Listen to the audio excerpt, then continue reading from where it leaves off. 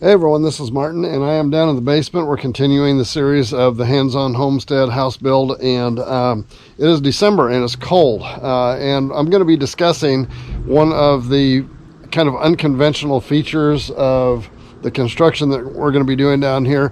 Before I get into that, though, if you could hit the subscribe button, the notification bell, that way you'll get all of the videos that comes out in the series. And so what I'm going to talk about is, and we've known this from the very beginning. It's just I kind of waited till now because we're kind of facing how we're going to have to change things a little bit right now, and that is, as you may remember, we when we dug this hole, we dug it all the way down to shelf rock, which we're in southwest Missouri.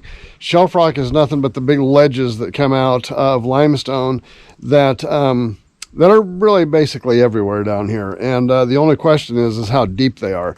And we didn't know that for sure. When we started digging down, we hit the ledge rock or the shelf rock over in that corner. And as we cleared it off, we found out that the opposite corner over here was a little higher. So the entire shelf sloped slightly from one side to the other, from the east to the west. And we knew that, and there was about a 10-inch difference between it, which isn't a whole lot.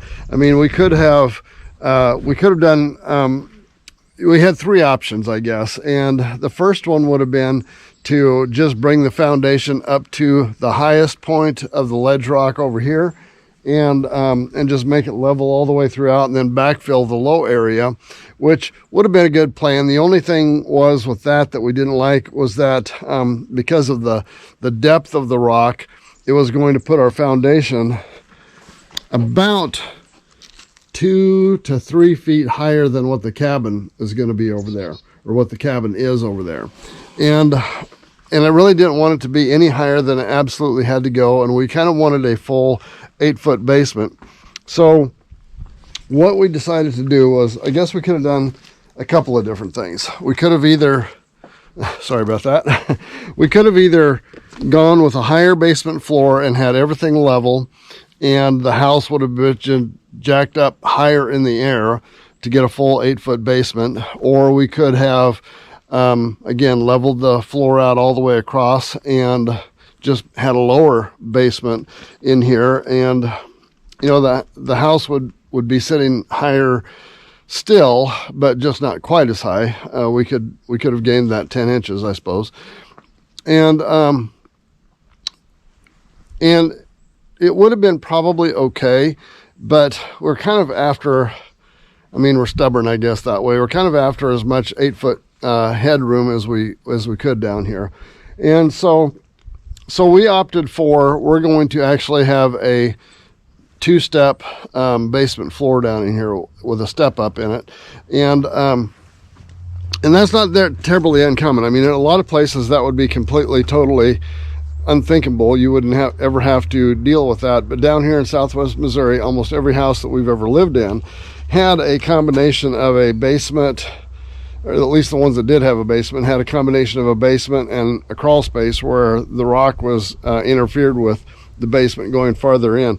And that's kind of that's what we opted to do. We know that we're going to have, based on and I shot all this with a laser level just to make sure that we had a good idea of what what all the elevations were. And so what we'll be doing is, over on this side, we will have a full 8-foot ceiling height down here in the basement, and that's going to continue on over to probably about where the end of this drainage tile is right now, and then we're going to step it up about 8 inches. And so everything in here, and I selected 8 inches because that's the height of the block, or the nominal height of the block. And yeah, so I should mention one other thing here that I kind of missed down there, and besides the fact that I'm cold out here because I am standing here with just a t-shirt, I mentioned that the difference in the foundation, or the rock, was about 10 inches from one corner to the other, and yet I mentioned that I'm only going to be raising the floor up about 8 inches, and but we took that math into account when we started down here in the lowest spot. Is I brought up the floor about 2 inches higher than I may have normally done, and that got this side of the floor up just a little bit higher, so that by going up another 8 inches, we clear that far corner ledge rock over there with the basement floor. So just wanted to get that in there. Forgot to mention it earlier. And I knew that some of you was going to say, well, the math doesn't add up on that. Well, that's why it doesn't add up. We accounted for it ahead of time. So we're just going to step up the foundation or the footings by 8 inches, and then wherever the floor meets a spot in the middle in the ledge rock, wherever it comes up to almost the height of the cement, at that point we're going to come up 8 inches and have the rest of the floor will end up being like 7 feet 4 inches, which we can live with that. It's a basement. We don't plan on having it as a living space. We're just really making it as a utility area. Food prep, food storage, or food preservation and food storage down here, and just equipment and things like that. So anyway, what we're going to be doing, and it's too cold to do it right now. I mean, we were down at like 20 degrees last night, so I really can't do much cement work here right now. I will probably be forming up the footings over here, and then when the weather, we're going to get about a 3-day window where everything's going to be above freezing even at night, and coming up pretty soon, and I'll probably take care of all of that then. But what we're going to be doing is right here, get over here where you can see this, where I brought the blocks over on the footing. We're going to be just taking and attach form boards at the same height as the block here and continue the footings on over that direction, which will bring everything up about another 8 inches, and then we can go ahead and wherever we decide to make that transition in the floor, we'll do that. Now I'm going to say one other thing about these footings. As you noticed, we are, and I can hear you out there right now. Your experts are saying you can't pour footings in little bitty sections all over the place, and I would agree with you on that. Were it not for one thing, and that's this ledge rock that's down here, this limestone rock, and it literally is. We've got about a 1,300 square foot footprint down here, and it is solid rock, no cracks, no crevices, no breaks in it anywhere, from one end all the way to the other. So it is one big solid piece of rock, and there's no telling how deep it goes. So because of that, we felt comfortable going ahead and breaking up the footings as we have a chance to pour them into sections. And they're all tied together with rebar, and they're anchored with rebar actually into the limestone ledge rock here. So they're really not going anywhere. It would shock me if anything ever shifted on this. I just don't see that it ever will. This ledge rock, this limestone has been here for 1 million years, and it's one big solid piece now, and I think it'll remain as one big solid piece forever.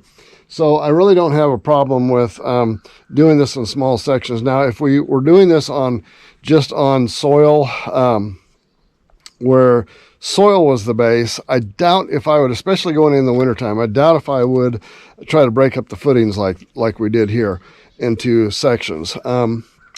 Just because, especially right now with the cold, freezing can cause the ground to heave where it freezes, and it wouldn't be protected from that. So if you're doing something like that where you don't have solid rock to anchor to, and most of you won't, then I would definitely do the footings in one big pour and make sure that all of the footings were done at one time, so that they're all tied together, reinforced, and finished off that way.